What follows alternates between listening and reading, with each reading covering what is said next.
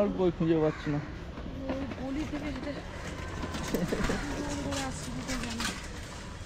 এদিক দিয়ে বেরোনো যায় না? বাহ, নমস্কার, আপনি কোথায় আছেন? হ্যাঁ, বাহ, ঠিক আছে, সেই একই ব্যাপার। Hi guys, welcome to back to my Jayanta YouTube channel. আশা করি তোমরা সবাই ভালো আছো, আর তোমাদের ভালোবাসায় আজকের আবারও একটা নতুন ভিডিও নিয়ে চলে এসেছি। তো যেটা কিনা একটা দাদা ভাই আমাকে বলেছিল, দাদা কিভাবে তুমি চার্জ দাও। তো সেই দাদা ভাইকে বলবো, দাদা আমার হচ্ছে গিয়ে BS6 এর গাড়ি, তো আমার চার্জিং পয়েন্ট করা ছিল, মানে গাড়ি ফিটিং করা ছিল। তো যাদের নেই বা তোমার নেই, তুমি গ্যারেজে গিয়ে বলে দেবে, দাদা এটা চার্জিং পয়েন্ট বা আলাদাভাবে চার্জিং হোল্ডারও পাওয়া যায়, ওটা গিয়ে গ্যারেজ থেকে সেটিং করে নিতে হয়, অথবা তুমি আলাদাভাবে পয়েন্ট করে নিতে পারো, যার থেকে তোমার ওই চার্জারের কেবেলটা দিয়ে চার্জ হয়ে যায়। তো আর আরেকটা দাদা ভাই আমাকে বলেছিল যে ফ্লাইওভারে ওঠার সময় উপর দিয়ে যাবো না নিচ দিয়ে যাবো, এটাই তো আমি বুঝতে পারি না, আমার প্রবলেম হয়ে যায়।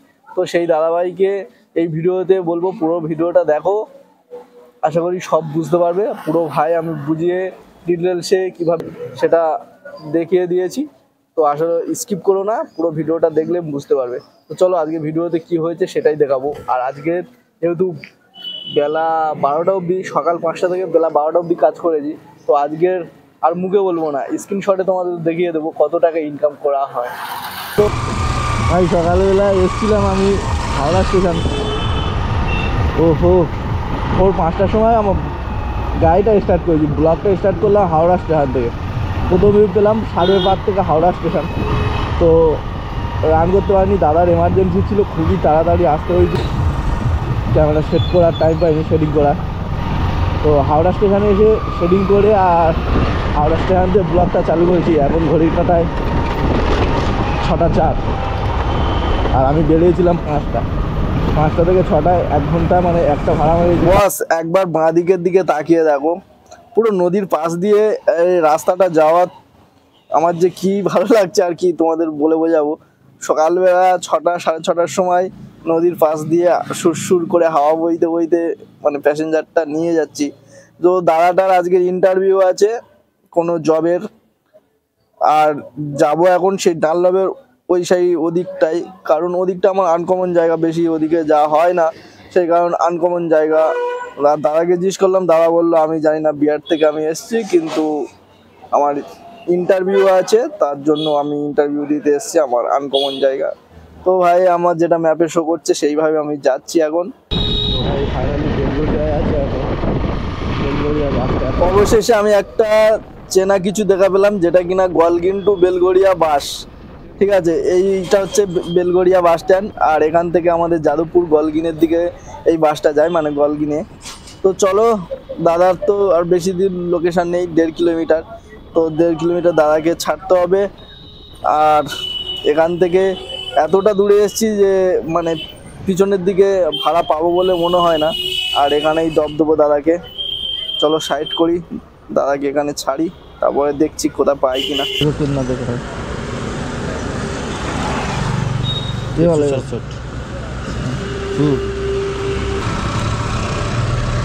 इतने समय आ गए हम घर से, यहाँ आने में इतना लगा उतना हम बिहार बाकस आ गए।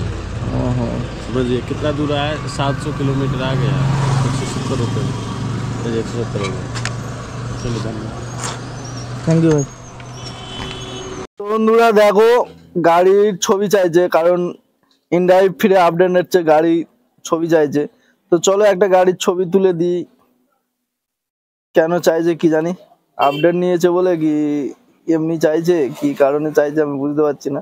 তো বন্ধুরা গাড়ি ফটো দেওয়ার পরে দেখো আমার ছবি চাইছে, তো ড্রাইভারের ছবির ফটো দিতে হবে। এখন এখানে একটা ফটো তুলে নিই। ভাই হেয়ার স্টাইলটা আলাদা হয়ে আছে, আলো ছালোর মতন, মানে হেলমেট পরেছিলাম এই জন্য, আর একটুখানি ভালো করে লুকটা দিতে হবে, কারণ ড্রাইভার তো দেখে শুনে রিসিভ করবে। তো ডান দিক বাঁ দিক ঘুরিয়ে ফটো তুললাম, সেই ভাই কালো লোক আর কি হবে।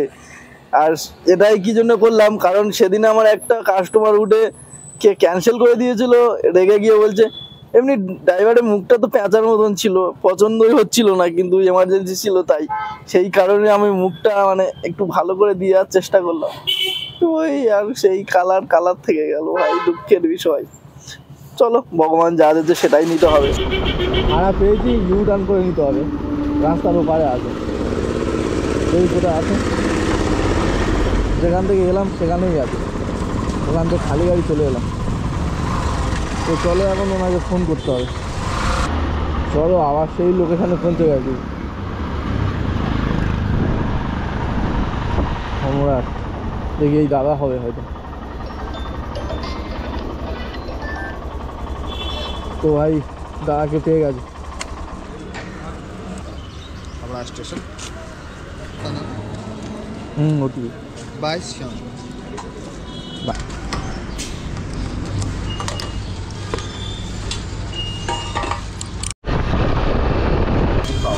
ऑनलाइन भैया, ऑनलाइन देखा।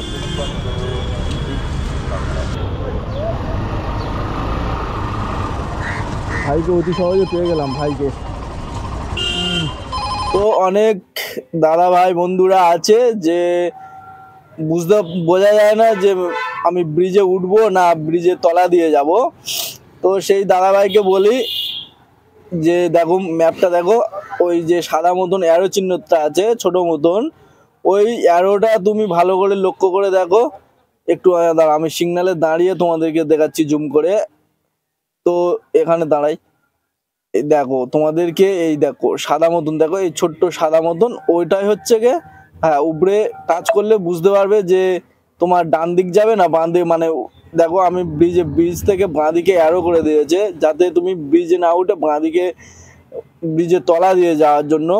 তো একটু জুম করে ব্রিজের একটু আগে জুম করে দেখে নেবে, সামনে কিন্তু কেষ্টপুর ব্রিজ আছে, ঠিক আছে। তো ব্রিজের আগে আমি একটু জুম করে দেখিয়ে তোমাদেরকে দেখালাম যে ব্রিজের উপরে উঠবে না নিচে যাবো। উপরে ওঠার থাকলে তাহলে ডান দিকে অ্যারোটা দিত, তোমার যেহেতু বাঁ দিকে দিয়েছে মানে ব্রিজের তলা দিয়ে, বাঁ পাশ দিয়ে ব্রিজের তলা দিয়ে যাব। আর যখন না বুঝতে পারবে না, দেখো সামনে মানে চিহ্ন দেখায়, ওই সবুজ জায়গাটাই তুমি মারবে না, ঠিক ওই মানে তীর চিহ্নটা ওই লোকেশনে চলে যাবে, গিয়ে তোমাকে বুঝিয়ে দেবে, ঠিক আছে। যদি না বুঝতে পারো, ওই একটু আগে থাকতে তুমি জুম করে দেখে নিলে সবটাই পুরোটাই বোঝা যাবে, অসুবিধা হবে না। তো একবার তোমরা ট্রাই করে দেখে নিও। আমি কিন্তু ঘুরে ফিরে এই রাস্তায় আসবো, সামনে থেকে ইউটার্ন আছে, দেখো ইউটার্ন করে দেবে। উঠতে কিন্তু সার্ভিস রোড ধরতে বলেছিল, আমি মেন রোড ধরেছি বলে আমার দেখাচ্ছে, দেখো মানে ইউটার্ন করে আবার রাস্তা হবে। তো এখান থেকে কাটা আছে, ঠিক আছে, আমি সার্ভিস রোডে ঘুরে যাবো। মানে নতুন যারা আছে তাদের রাস্তা চেনার জন্য হালকা কয়েকদিন একটু প্রবলেম হবে, বাকি সব ঠিক হয়ে যাবে। তো ভাইয়ের এখনো 200 মিটার, কিন্তু গেট বন্ধ বলে এখানে লাগিয়ে দিলাম, দেখি ভাইকে ক টাকা হলো সেটাই দেখা। তো বড় ভাই হয়তো ক্যামেরার সামনে আসতে খারাপ লাগছিল, তাই জন্য আসলো না।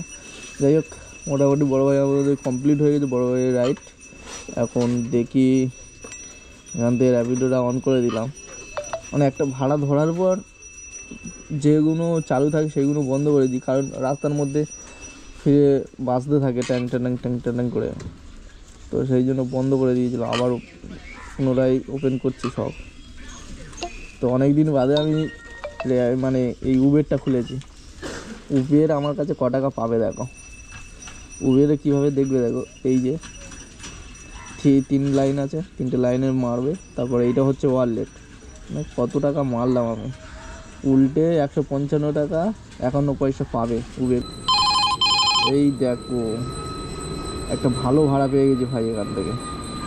দেখো ভাই আমার 300 মিটার দূরে এই যে লোকেশন দেখাচ্ছে, দেখো রাস্তা ভুল হলে কি হয় দেখো। আমি কিন্তু এখানে দাঁড়িয়েছিলাম, আমার রোডটা এই মেন রোড থেকে এতটুকু, ঠিক আছে, আর আমার রোডটা দেখাচ্ছিলো দেখো 1 কিলোমিটার ঘুরে। আমি কিন্তু এই রাস্তা সোজা গেলে পেয়ে যাবো। তো সামনে একটা কিছু কাজ হচ্ছে বলে মনে হয় এরকম অ্যারো দেখাচ্ছে, আবার ঘুরে যেতে। তো চলো দেখা যাক রাস্তা ঠিক আছে কিনা। হয়তো কাজের কারণে এরকম ঘুরিয়ে দেয়, ঠিক আছে। আমি কিন্তু বেশি ডিস্টেন্সে নয়, আমি জাস্ট 200 থেকে 250 মিটার দূরে আছি। আর রাস্তাটা এখন কমপ্লিট দেওয়া আছে আমার 200-250 মিটার রাস্তা। তো চলো, এই কারণে মানে একটু বুদ্ধি খাটিয়ে ম্যাপটা পুরো ফলো করে জুম করে দেখে নেবে, নিলে কোনো প্রবলেম হবে না। তো ভাই অলরেডি আমি কাস্টমার লোকেশানে চলে এসেছি।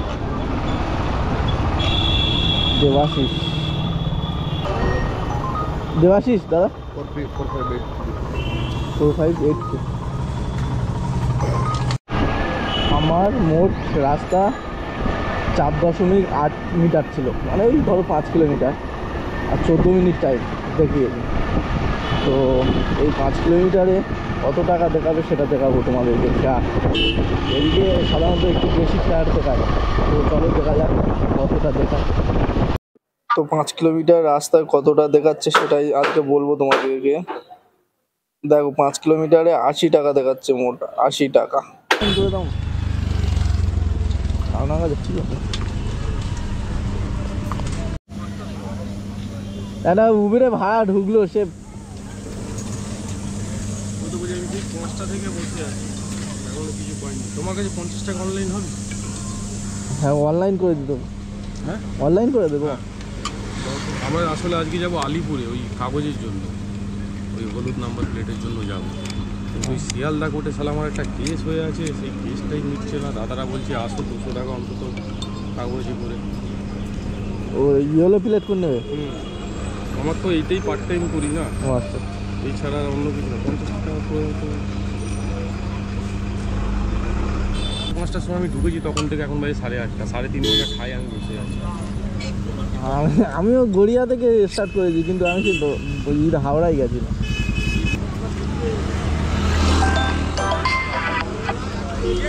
দাদা নমস্কার, আপনি কোথায় আছেন? হ্যাঁ, বাহ ঠিক আছে।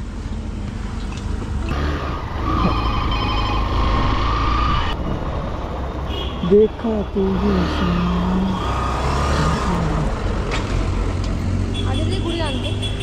সেই একই ব্যাপার, ডান দিক বাড়ি।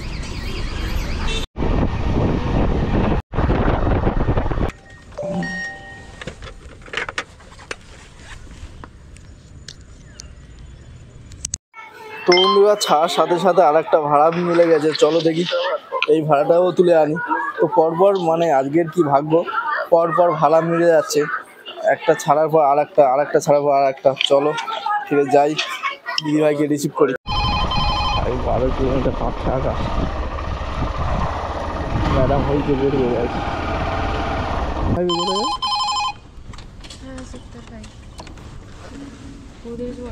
ব্রিজটা ধরে নিচ্ছে আমরা।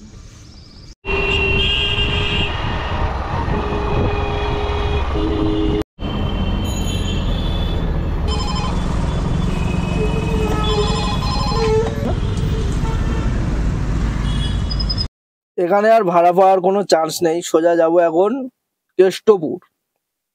তো কেষ্টপুরে যাওয়ার আগে দেখো ডান দিক বাঁ দিক সব ছেলেমেয়েরা কিন্তু বসে আছে। আর এরা কি জন্য বসে আছে জানো? এখানে ইন্টারভিউ দেওয়ার জন্য। অনেকে সারা রাত জেগে বসে আছে, অনেকে সকালে এসছে। তো দেখো হাজার হাজার ছেলেমেয়েরা কর্মহীন অবস্থায় বসে আছে, যে কোনো একটা মানে ভ্যাকান্সি খালি হলেই যেখানে মানে ইন্টারভিউ দিতে সুযোগ পাবে সেখানেই ছুটে যাচ্ছে। কারণ এই অবস্থা হয়ে আছে যে কোনো কাজ নেই, বেকার শিক্ষিত হয়ে বসে ঘরে আছে, বাবের টাকা ধ্বংস করছে। আমরা তো যাও রাস্তায় লেবে কিছু করে খাচ্ছি, আর এইসব দাদা দিদি। আমি কলকাতা ফ্যাশন আমি দাঁড়াই আছে, আমি যাবে Asus service centre F1 info solution. ও আমি বলি হয়তো যাবে না, হয়তো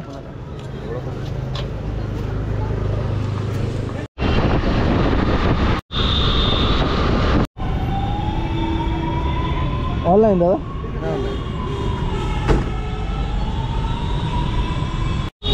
রুবির মোড়ে লাভামের সাথে সাথে একটা ভাড়া পেলাম, সেটা হলো যাবে কোথায়, বিধাননগর।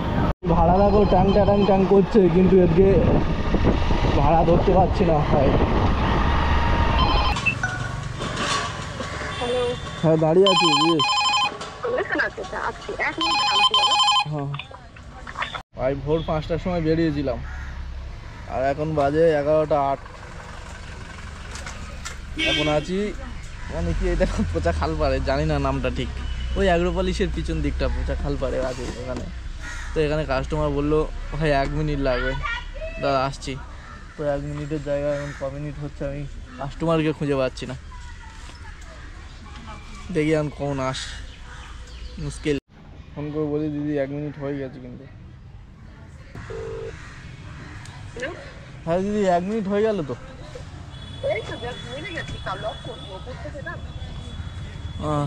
একটু তাড়াতাড়ি আসুন না, আমার বই খুঁজে পাচ্ছি না।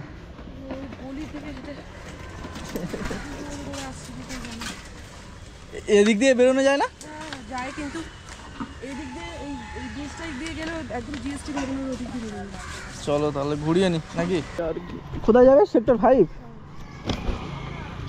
ও এখন ভাড়া ওদিকে ছাড়া পাচ্ছি না কোনো জায়গায়। বিধাননগরের দিকে হবে, তারপরে ঘরের কাছে এসে যখন লোকেশন মেরেছি দেখি না সেক্টর 5 দেখাচ্ছে। তো বন্ধুরা সারাদিনের ভিডিও দিতে গেলে মোটামুটি আধা ঘন্টার উপর, ভিডিওটা অনেকটা লং হয়ে যাবে, বোর হয়ে যাবে তোমরা দেখতে দেখতে। তো আজকে ভিডিওটা কত টাকা ইনকাম হলো সেটা আমি বলেছিলাম যে স্ক্রিনশটে দেখাবো তোমাদেরকে। তো চলো আজকে দেখিয়ে দিই, আর আজকে ভিডিওটা এখানে শেষ করছি। দেখা হবে নেক্সট ভিডিওতে, সবাই সুস্থ থেকো, ভালো থেকো। এটা হলো র্যাপিডো ইনকাম 807 টাকা হয়, আর এটা হলো ইনড্রাইভ। তো দুটো অ্যাপ চালাই সাধারণত, এই দুটো অ্যাপের ভিডিও দেখালাম তোমাদেরকে।